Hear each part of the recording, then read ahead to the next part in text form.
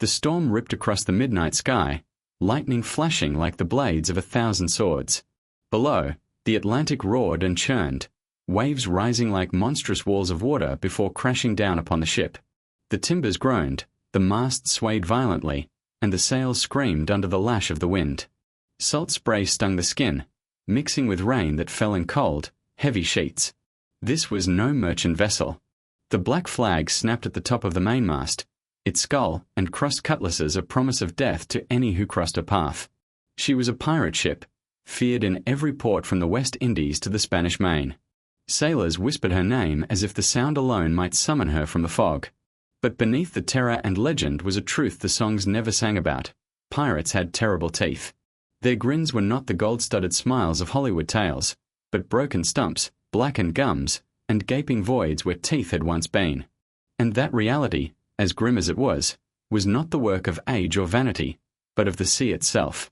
Near the port rail stood Caleb, a seasoned pirate with a face carved by salt and sun. He had survived hurricanes, outgunned Spanish galleons, and fought hand-to-hand on burning decks. Yet now he was brought low not by sword or shot, but by a relentless, throbbing ache in his jaw. For 2 weeks, the tooth in his lower jaw had been rotting. Every bite of the ship's stale biscuit sent a bolt of pain through his skull. His gums were swollen and dark, the taste of blood lingering on his tongue. He could feel the tooth loosening, and he knew it would soon fall out. Months at sea without fresh fruit or vegetables meant only one thing: scurvy. It was the silent enemy of every sailor, robbing them of their strength, loosening their teeth, and turning their gums into bloody, festering wounds. The pirates knew it well, but they had little choice. The hardtack in the ship's hold was so stale it had to be broken with a knife. The salted beef was tough as leather and crawling with maggots by the end of a voyage. And in their cups was rum, sweet, burning, and slowly eating away what remained of their teeth. There was no such thing as dental hygiene aboard a pirate ship. Toothbrushes were unheard of. A tooth cleaning meant swishing your mouth with seawater or strong spirits, both of which did more harm than good. Fights broke teeth, cutlass blades shattered jaws, and the constant gnawing on hard food wore enamel away until nothing was left. As Caleb gritted his teeth against the pain, his shipmates laughed and drank from a newly opened rum barrel. The storm raged around them, but their voices rang loud and rough, shaped by years of salt, smoke, and decay. In every laugh, there was the whistle of air through missing teeth. Step aboard a pirate ship in those days, and the first thing you'd notice was the smell, the reek of rum, the sharp tang of the sea, and underneath it all, the sour stench of rotting teeth. This is the story of that smell, of the disease and decay that claimed the smiles of the fiercest men to ever sail. And it begins here, in the cold breath of the sea.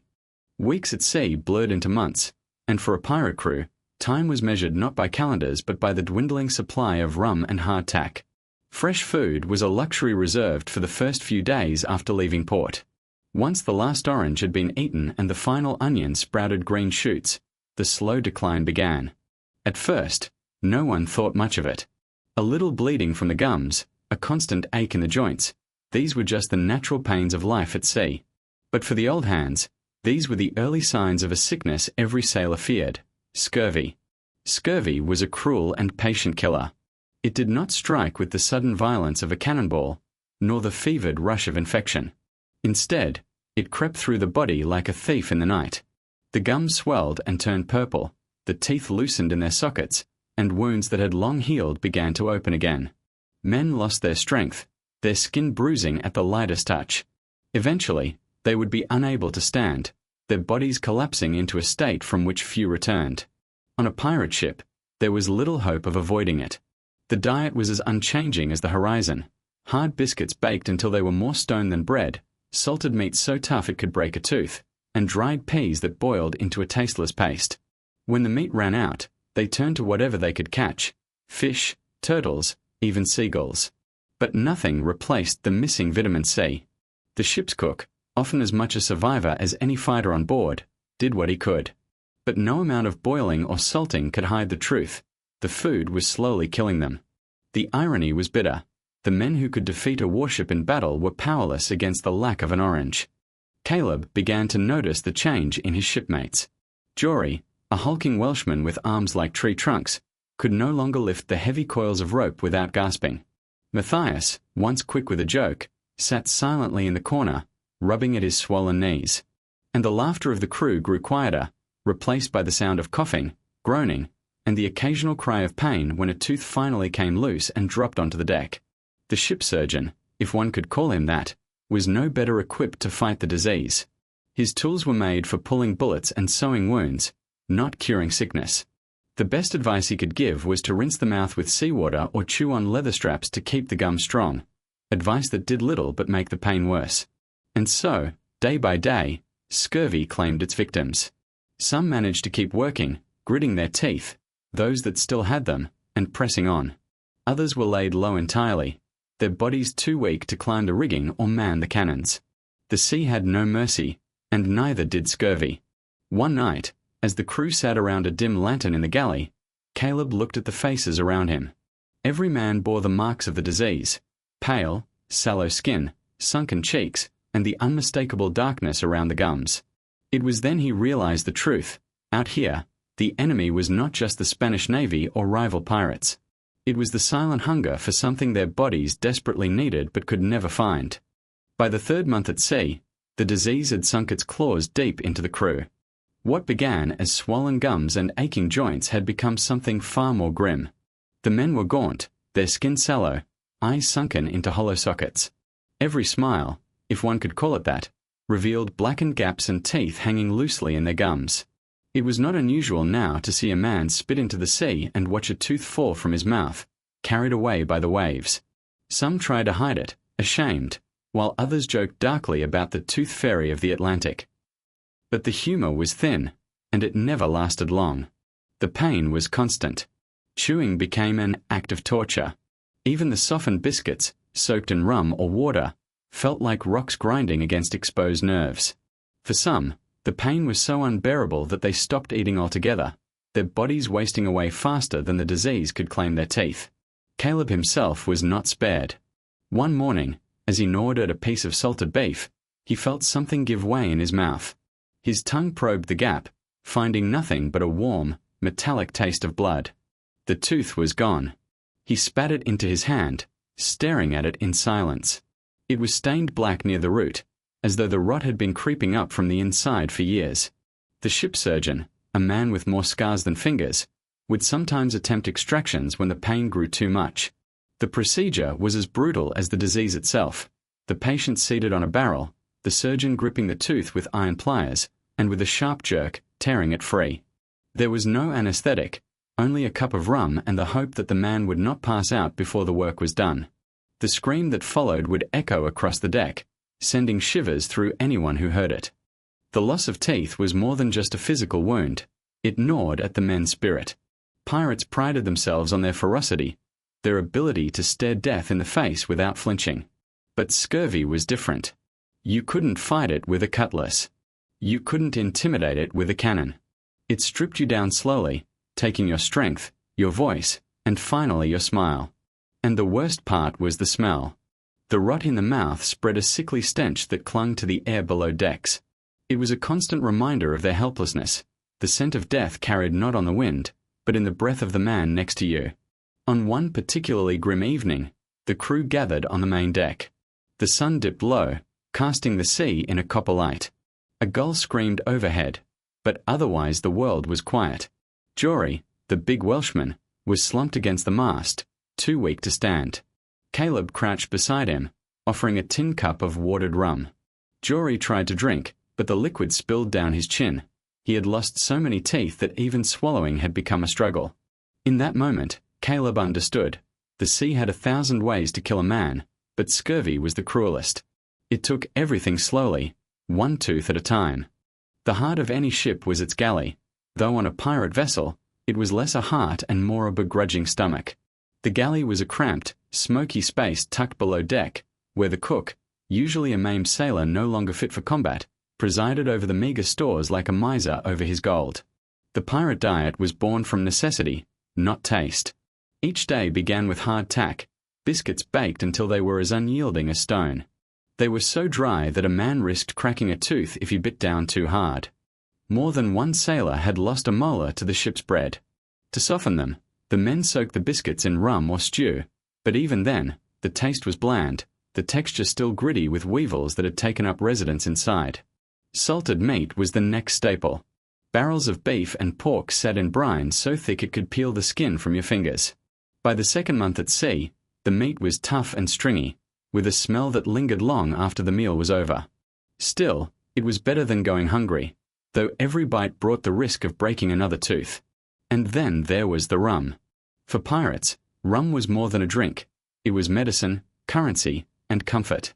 A shot of rum could warm the bones on a cold night, dull the edge of pain, and drown the gnawing hunger in a man's belly. But rum was also a slow poison. Its high sugar content fed the rot in the mouth, while its acidity stripped away the enamel. Those who drank heavily, and most pirates did, found their teeth loosening faster, their gums receding, their breath sour with decay. Fresh food was a rarity. Occasionally, a prize ship might yield a barrel of oranges or a sack of onions, and for a few precious days, the crew would feast like kings. The burst of citrus was a shock to the tongue, the juice running down chins as men devoured fruit as though it were treasure. But it never lasted long. Within a week, the stores were gone, and the slow slide back into malnutrition began again. Caleb had learned early that the galley was a place of both survival and danger. He had watched men bite into hardtack and wince in agony as a tooth cracked. He had seen others grow dizzy after a day of drinking too much rum on an empty stomach. And more than once, he had witnessed the cook pull something unidentifiable from a stew pot, shrug, and throw it back in. The food did more than wear down the body, it broke morale. A man could face battle with courage if his stomach was full, but there was little comfort in gnawing on a biscuit that tasted of mold. Even worse was knowing that every meal brought him closer to losing another tooth. One night, Caleb sat with a few shipmates around a battered table in the galley. The lantern light flickered over their faces, casting deep shadows in the hollows of their cheeks. They chewed slowly, each bite deliberate, careful not to cause more damage than the sea already had. No one spoke much. There was nothing to say. The food kept them alive, but it was killing them all the same. Life aboard a pirate ship was never without danger, and not all wounds came from disease. For many pirates, the loss of a tooth was not the slow work of scurvy or rot, but the sudden, violent result of combat. Boarding actions, the bloody heart of piracy, were the most common cause. When a pirate crew closed in on their prey, grappling hooks flew through the air, pulling the ships together with a violent crash. Men leapt across the gap, cutlasses flashing, pistols firing at arm's length. In that chaos, the mouth was an easy target. A musket but swung in close quarters could shatter teeth in an instant. The heavy guard of a cutlass could smash into a jaw, leaving teeth scattered across the deck like broken shells. Caleb had seen it happen more times than he could count. He once watched a man named Briggs take the pommel of a sword to the face. 3 of Briggs's teeth flew out at once, bouncing off the planks before disappearing between the boards. Briggs laughed afterward, a mad, blood-smeared grin, and kept fighting.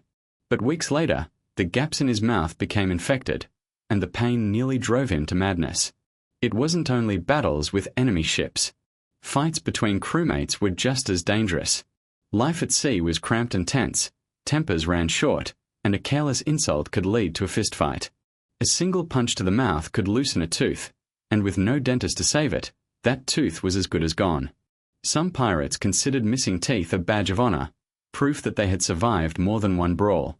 Others, especially those with gold replacements, wore their dental losses as a mark of wealth and intimidation. Accidents were another hazard. A swinging boom could knock a man unconscious, taking a few teeth as payment. Slipping on a wet deck during a storm might send someone face first into the rail. Even hauling on the rigging could be dangerous. One misplaced elbow in the mouth could change a man's smile forever.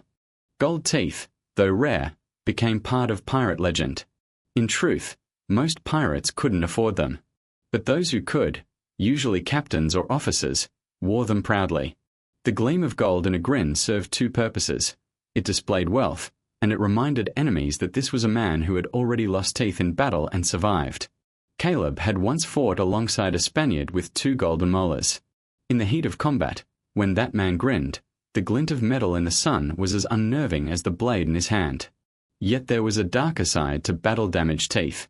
Without proper care, Broken teeth became a breeding ground for infection. A pirate might survive a fight only to die weeks later from the festering wound in his mouth. There was no honor in that kind of death, just a slow decline, the fever burning away what the battle had spared. For pirates, losing teeth in battle was almost expected. The sea demanded a price for every victory, and sometimes that price was paid in enamel and blood. On a pirate ship, there was no dentist, only the surgeon. And the surgeon was rarely a trained physician.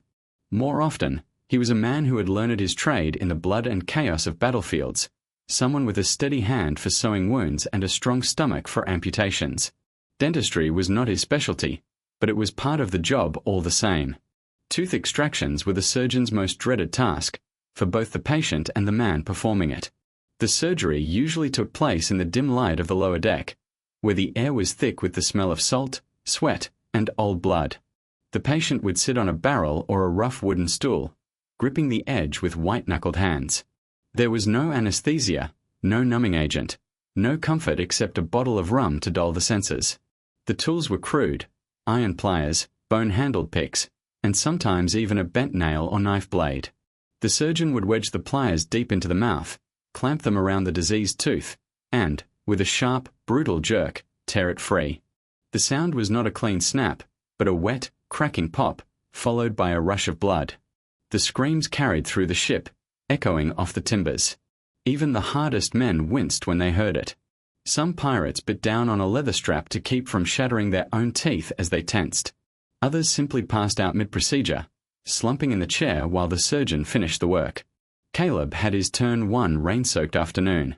The pain in his jaw had grown unbearable. The tooth throbbed with every heartbeat. He sat in the makeshift chair, rum burning down his throat as the surgeon approached with pliers that looked more suited for fixing a cannon than a human mouth. "Hold still," the man muttered. Caleb tried, until the metal bit into his gums and the surgeon pulled.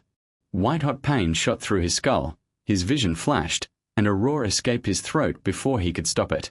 The tooth came free, dangling from the pliers like a trophy. Blood filled his mouth, warm and metallic. The surgeon stuffed a rag between his teeth and told him to spit until it stops. There was no clean water to rinse, only rum or seawater, both of which burned like fire in the wound. Infections were common. Some men's faces swelled for days, the skin taut and hot to the touch. Others developed fevers that ended in a quiet burial at sea. Despite the risk, pirates often begged for extractions. A single bad tooth could drive a man mad with pain, robbing him of sleep, focus, and the will to fight. For them, the surgeon's brutal methods were worth the gamble. Losing a tooth meant a moment of agony, but keeping it could mean weeks of suffering, or death. The lower deck became a place of grim ritual. Every man who sat in the butcher's chair left with one less tooth and a little less pride. The sea was already stripping away their strength and health. The surgeon's pliers merely finished the job. Ask anyone today to picture a pirate, and they'll likely imagine a grinning rogue with a mouthful of gold teeth. The image is burned into our culture, from storybooks to Hollywood blockbusters. But the truth, as with many pirate legends, is far less glamorous. In reality, gold teeth were rare. Most pirates could barely afford the clothes on their backs, let alone the work of a goldsmith. A golden tooth was a luxury, and one that usually belonged to men of rank, captains, quartermasters, or those who had stumbled upon a particularly rich haul. For the average crewman, replacing a lost tooth with gold was a dream as distant as retirement. So where did the legend come from? Part of it was simple intimidation. A pirate captain with a glint of gold in his smile was sending a message. "I have fought, I have bled, I have lost, and yet I am richer than you will ever be." That flash of gold could unnerve an enemy as surely as the gleam of a drawn cutlass. Another source of the myth came from other seafaring cultures. Sailors from Spain and Portugal sometimes had gold fillings or caps, both as a sign of wealth and as a practical measure to preserve damaged teeth. Pirates who captured these men, or their bodies, often took the gold for themselves, either as loot or as trophies for their own mouths. Caleb remembered the first time he saw a golden tooth. It was during a boarding action off the coast of Hispaniola. The opposing captain, a tall Spaniard with a dark beard, grinned as he raised his sword, and in the sunlight, a single molar flashed like a coin. The sight stuck in Caleb's mind long after the fight was over. That man didn't survive the day, and by the next morning, one of Caleb's crewmates was flashing that same golden glint in his own grin. But for most pirates, the path to a gold tooth was far from noble. In desperate times, some men would have a healthy tooth pulled simply so it could be replaced with gold, hoping it might make them look more fearsome or more successful than they really were. Others filed down their remaining teeth to fit crude caps hammered into place by shipboard blacksmiths. The process was painful, unsanitary, and often led to infection. But appearance, in the brutal world of piracy, was worth the risk. And so the golden smile became part of pirate lore. Not because it was common, but because it was memorable. Among a sea of blackened gums and missing molars, a glint of gold was like a beacon. It told a story without a single word. This man had been in the thick of it, had paid in blood and enamel, and had come out richer on the other side. Still, Caleb knew the truth. Gold couldn't hide the smell of rot. It couldn't stop the slow march of scurvy or the agony of an infected jaw. The sea didn't care if your teeth were gold, ivory, or bone. It would take them just the same. Pirates were men who lived on the edge of danger, where a moment's hesitation could mean death. They fought battles, braved storms, and risked the gallows with a kind of fearless abandon that seemed unshakable. But there was one thing that could gnaw at their courage: the slow, constant torment of a diseased mouth. A toothache might sound trivial to those on land, but aboard a ship at sea, it was a form of torture that never let up. The pain seeped into every part of a man's life. It made eating a misery, sleep a fleeting luxury, and conversation a struggle. The constant throb was like a drumbeat in the skull, dulling focus and shortening tempers. Caleb had seen the toll it took. Men who once charged into boarding actions with roaring laughter began to withdraw, avoiding fights for fear of a blow to the jaw. Others grew irritable, picking fights over nothing, their patience worn thin by weeks of sleepless nights. Even the simplest tasks, tying a knot, climbing the rigging, became harder when a man's mind was clouded by pain. Morale aboard a pirate ship was as fragile as the wood under their boots. A happy crew was a dangerous crew, ready to fight and follow their captain to the ends of the earth. But when too many men were sick or in pain, the ship's spirit faltered. Songs around the rum barrel grew quieter. The jokes became fewer. Laughter, once booming and raucous, became a hollow sound. There was also the matter of pride. Pirates cultivated fearsome reputations, and appearance played a role in that. A grin full of gaps, rotted stumps, and bleeding gums might unsettle enemies, but it also marked a man as weakened, a shadow of the fighter he once was. In the brutal hierarchy of pirate life, weakness was dangerous. A crew might tolerate an injured comrade for a while, but a man too sick to pull his weight could quickly find himself left behind or cast adrift. The psychological weight was heavier still for those who once had strong, healthy teeth. Losing them was a daily reminder of the life they had chosen, and the price they were paying for it. For some, the shame of a ruined mouth made them avoid speaking or smiling. Others overcompensated, grinning wider and laughing louder as if daring the world to notice.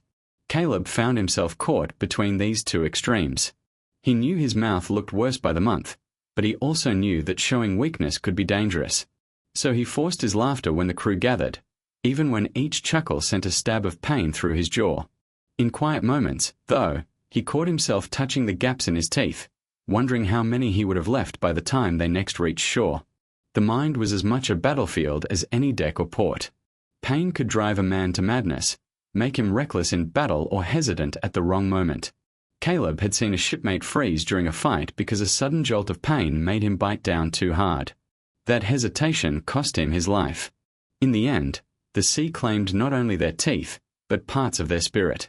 And while pirates could face death with bravado, it was the slow, invisible enemies, hunger, disease, and pain, that truly broke them. The sea gives, and the sea takes away. To pirates, this was not a proverb but a law, as unshakable as the tides. She offered them plunder, freedom, and glory, but she took payment in blood, bone, and tooth. By the end of a long voyage, few men aboard a pirate ship still had the smile they had set sail with. Some had lost their teeth to battle, others to the slow rot of scurvy and neglect. The lucky ones bore gaps and gold, the unlucky had only stumps and pain. When they reached port, the difference between the legend and the reality became painfully clear. In the taverns, Young men would stare wide-eyed at the pirates who swaggered through the door. They expected flashing gold grins and hearty laughter. Instead, they saw weathered faces, sunken cheeks, and mouths that spoke of years of hardship. Caleb had learned to read those stares. Once, he might have felt pride at the or they inspired. Now, he saw the flicker of something else, pity, maybe, or discomfort. It was the look of men who suddenly understood that the pirate's life was not all songs and spoils, but a slow erosion of the body. The irony was sharp. The very thing that should have made a pirate fearsome, the mark of survival, was also proof of his vulnerability. A missing tooth might be a battle trophy, but too many of them, and you became a relic, a warning rather than a threat. Still, among themselves, the pirates wore their ruined mouths as badges of honor. Each gap had a story: a fight on a moonless night, a storm that nearly claimed the ship, a voyage so long that half the crew's smiles vanished before land was sighted again. Around the rum barrel, they traded these stories like treasure, laughing even when the laugh hurt. Caleb often thought about what the sea had taken from him. Teeth, yes, but also sleep, strength, and the ability to eat an apple without pain. Yet he knew he would sail again. Every man aboard did. Because for all it stole, the sea gave something back: the thrill of the hunt, the freedom of the horizon, the brotherhood of those who faced its cruelty together. One evening, as the sun sank behind the waves, Caleb leaned against the rail, watching the water burn gold in the fading light. He ran his tongue over the gaps in his teeth and smiled, a crooked, imperfect thing. It was not the smile of the man who had first taken to the sea. It was the smile of a survivor. Perhaps that was the truth behind the pirate's grin. Not gold, not glory, but the stubborn refusal to let the sea take everything, even if it meant smiling through the pain. And so, when the next voyage began and the black flag rose again, Caleb was at his post, the wind in his hair, the taste of salt on his tongue, and that same battered smile on his face. For on the high seas, a pirate's smile was not a sign of joy. It was a promise that no matter what the sea took, they would take something back.